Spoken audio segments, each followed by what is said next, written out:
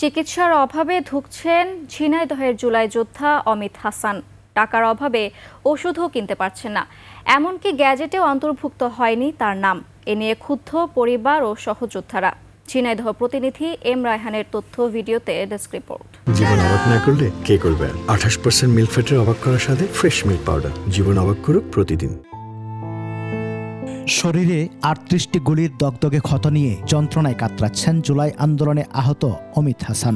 মাথা, বুক ও শরীরের বিভিন্ন জায়গায় গুলি থাকায় দিন দিন বেশি অসুস্থ হয়ে পড়ছেন। অভ্যুত্থানের 1 বছরেও খোঁজ খবর নেয়নি কেউ।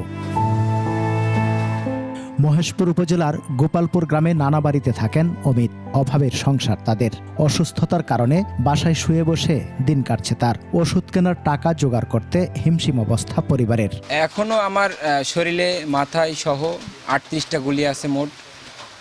এটা অপারেশন করা আমার পরিবারের পক্ষে সম্ভব না।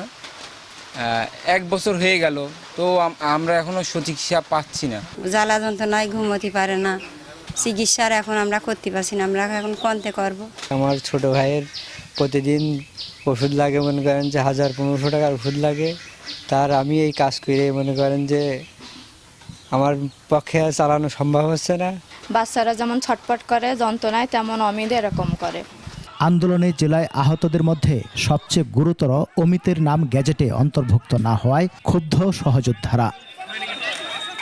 এই ছেলেটা মহেশপুরের সর্বোচ্চ আহতেও গ্যাজেট কেন প্রকাশ হলো না, এক, এবং দ্বিতীয়ত এই ছেলেটার চিকিৎসা নিয়ে এত তালবাহানা কেন হচ্ছে? আমাদের সবারই গ্যাজেটে এসেছে, যারা অল্প আহত হয়েছে তাদেরও গ্যাজেট এসেছে, কিন্তু অমিত নামক ছেলের তার গ্যাজেট আসেনি কেন? সরকার মহোদয়ের কাছে আকুল আবেদন, সে যাতে আমার এই অমিত ভাইকে সুচিকিৎসা দেয়।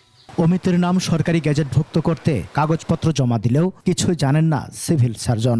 ও যদি আসে আমাদের কাছে কাগজপত্র জমা দেয়, পেপার জমা দেয়, আমরা অবশ্যই পাঠিয়ে দেবো। গেজেটেড হওয়ার পর ওগুলো আমরা আবার যাচাই বাছাই করি। অনেকের নাম ভুল থাকে, অনেক বাবার নাম ভুল থাকে। ওই গেজেট হলে পরে সে টাকা পাবে বা আর্থিক সহায়তা পাবে, ট্রিটমেন্ট সহায়তা পাবে।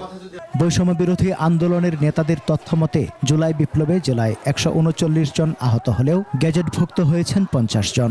এছাড়া ঢাকায় গুলিবিদ্ধ হয়ে ঝিনাইদহের 3 জন শহীদ হয়েছেন।